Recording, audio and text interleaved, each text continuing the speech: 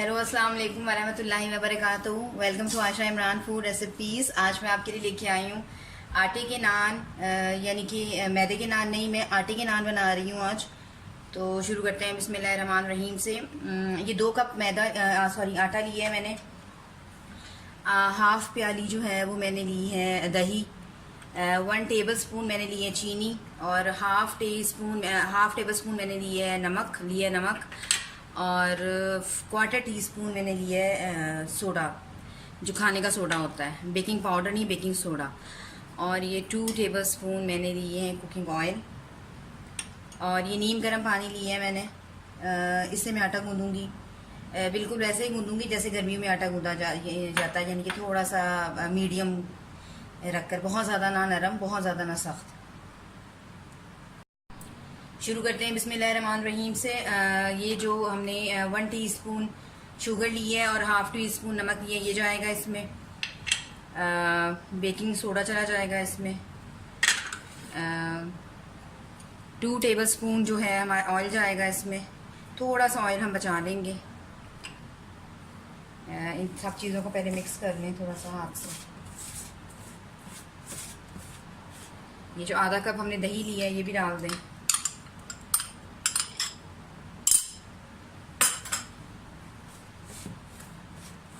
इनको आपस में मिक्स कर लें। पानी हमने एकदम नहीं डालना, थोड़ा थोड़ा करके डालना है, ताकि ना हमारा आटा जो है वो बिल्कुल बैलेंस गूंदे, ना बहुत नरम ना बहुत सख्त।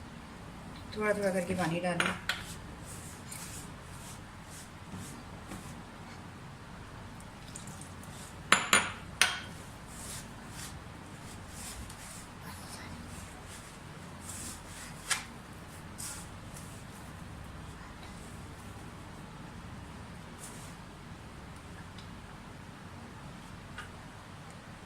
थोड़ा थोड़ा करके डालें, थोड़ा सा और।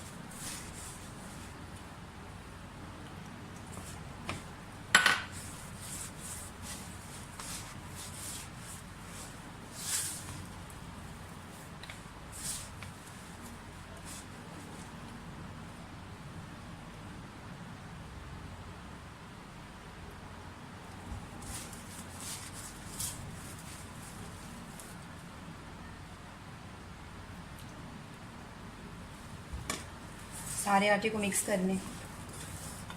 ये बिल्कुल बाकी वही प्रोसेस है जो हमारा नॉर्मल आटा गूंदने का होता है।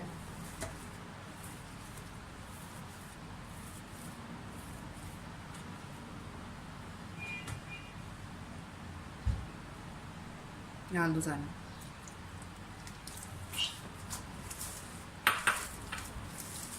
तकरीबन 6-7 मिनट आपने इसको मुसलसल भूनना है।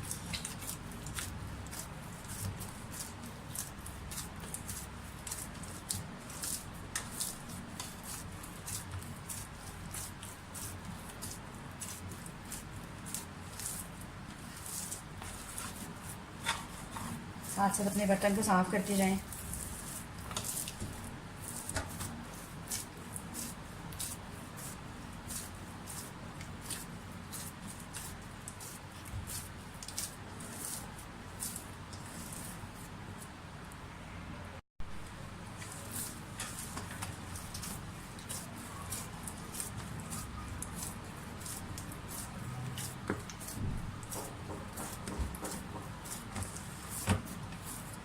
तकरीबन 3-4 मिनट हो गए आटा गूंदते हुए, लेकिन अभी भी 1-2 मिनट इसको और गूंदना है।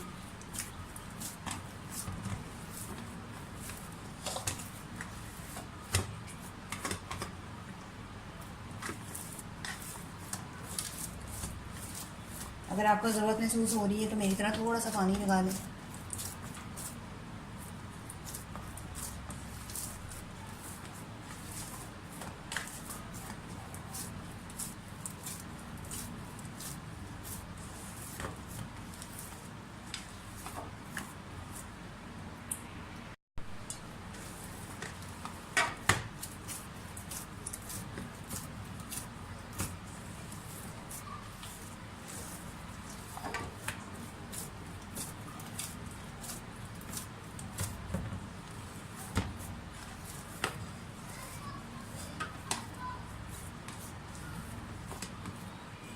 थोड़ा सा ऑयल लगाएं।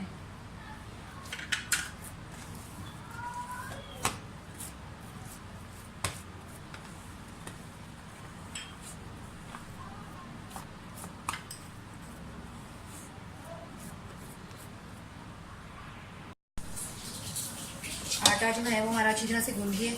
मैंने इसको दूसरे बर्तन में बदल लिया है। अब मैं तकरीबन 2.5 से 3 घंटे की इसको राइस होने के लिए रख दूँगी, फिर इसका बहुत अच्छा रिजल्ट आएगा। कोशिश कीजिएगा इसे किसी गर्म जगह पे रखें। मैं माइक्रोवेव में रख रही हूँ, आपको जो ठीक लगता है वो करें। आटा जो है वो हमारा अच्छी तरह से सेट हो गया है। तो अब इसके हम नान बनाते हैं। आप नान कह लें, मतलब तंदूरी रोटी कह लें, कुछ भी कह सकते हैं आप इसे। तो शुरू करते हैं बिस्मिल्लाहिर्रहमानिर्रहीम से। मैं इसके दरमियाने साइज़ की पेड़े लूँगी।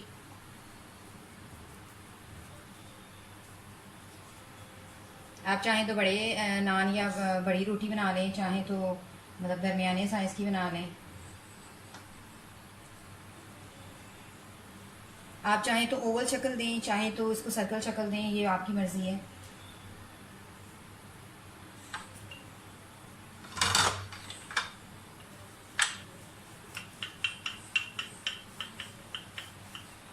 मैं एक साथ सारे नान जो हैं वो बना लूँगी, या तंदूरी रोटी जिसको आप कह रहे हैं बना लूँगी। उसके बाद मैं इकट्ठे आपको तैयार करके इसको दिखाऊँगी।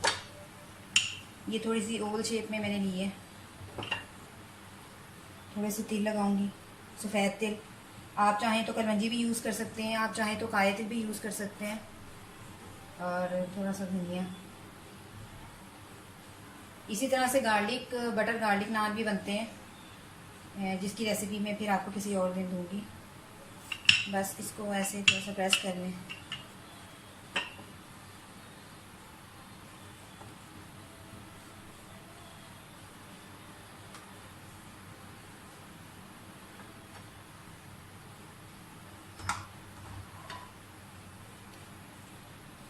मैं एक साथ बना के रखूँगी और फिर आपको दिखाती हूँ। तवा हमारा गर्म हो गया। आप चाहें तो मतलब नॉन स्टिक पैन, तवा या पैन भी यूज़ कर सकते हैं, लेकिन इसका रिज़ल्ट ज़्यादा अच्छा जो है वो लोहे के तवे पे आता है। रोटियां जो हमारी तैयार हो गई, एक साइड पे इसके पीछे यानी कि इसकी जो बैक साइड है उस पर आपने पानी लगाना है अच्छी तरह से, और उसके बाद तवे पे डालना है ताकि वो जो हमारा नान है वो उतरे ना। आप तवा अच्छी तरह से गर्म कर लें।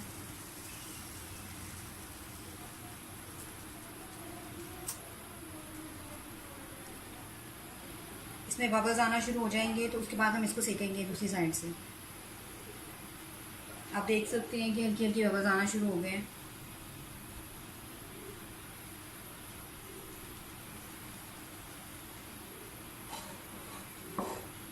थोड़ी सी फ्लेम तेज़ कर सकते हैं आप।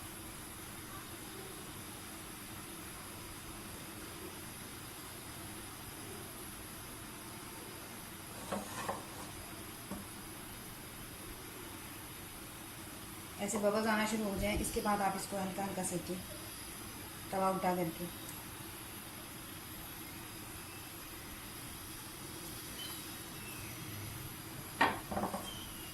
थोड़ा सा बहुत ज़्यादा पास नहीं लेके जाना आपने।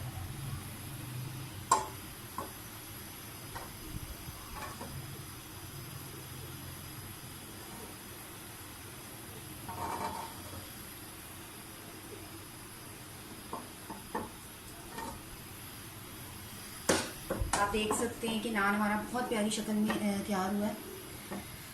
आप चाहें तो आप इसके ऊपर बटर लगा सकते हैं, आप चाहें तो देसी घी लगा सकते हैं। मैं देसी घी यूज़ करूँगी।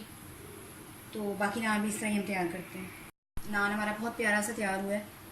अब मैं इसके ऊपर देसी घी लगाऊंगी ब्रश की मदद से, लेकिन उससे पहले हम बाकी नान तैयार करते हैं। ये मैंने ओवल शेप का नान तैयार किया है।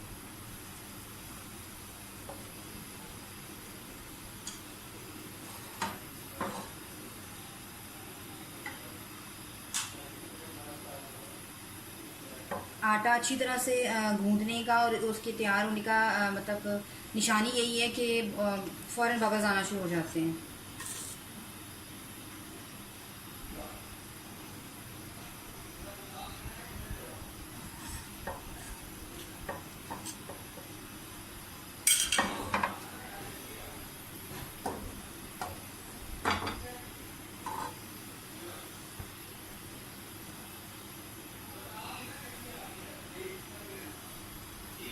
हल्का हल्का सेकना शुरू करें, बहुत ज़्यादा एकदम ना करें, हल्का हल्का चारों तरफ से सेकें तो बहुत अच्छा रिजल्ट आएगा।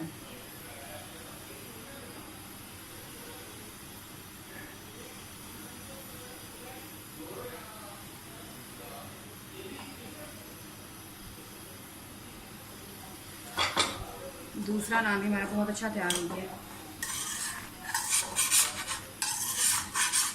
आपको मैं पीछे से भी दिखा देती हूँ, इसका पीछे से भी रिज़ल्ट बहुत अच्छा आया है, यानी कि बिल्कुल ना कोई जली हुई है ना ओवर पकी हुई है, मतलब जैसे होना चाहिए इस नान को, या तंदूरी रोटी जिसको आप कह सकते हैं, वैसे हैं बिल्कुल।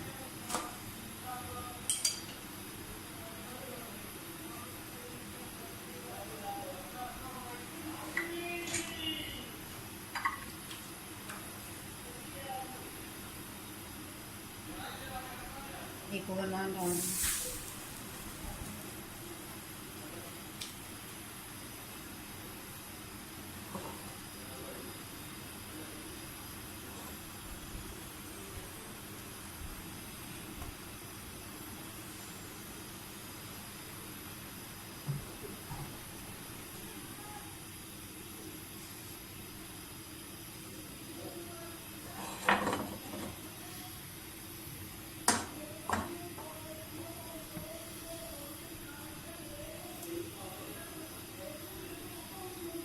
तवा हमारा बहुत अच्छी तरह से गर्म होना चाहिए, तभी इसका रिजल्ट बहुत अच्छा आएगा और फ़ौरन बनेगी रोटी आपकी।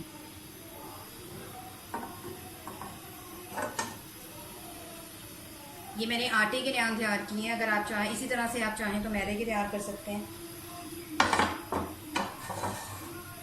और ये नान भी हमारा तैयार हो गया। अब मैं इसे डिश आउट करके आपको दिखाती हूँ। नान हमारे बहुत अच्छी तरह से तैयार हो गए हैं, आप देख सकते हैं। मैं इसके ऊपर देसी घी लगा रही हूँ, आप चाहें तो बटर भी लगा सकते हैं।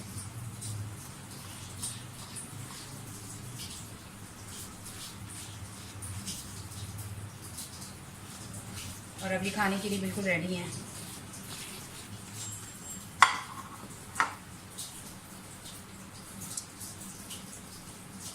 उम्मीद करती हूँ मेरी आज की रेसिपी भी आपको पसंद आई होगी। अगर आपको मेरी रेसिपीज़ पसंद आ रही हैं तो प्लीज़ मेरे channel Ayesha Imran food recipes को सब्सक्राइब कीजिए, लाइक कीजिए, शेयर कीजिए और बेल का बटन दबाइए ताकि मेरी हर आने वाली नई रेसिपी फौरी आप तक पहुँचे। अगली रेसिपी तक के लिए अल्लाह हाफ़िज़।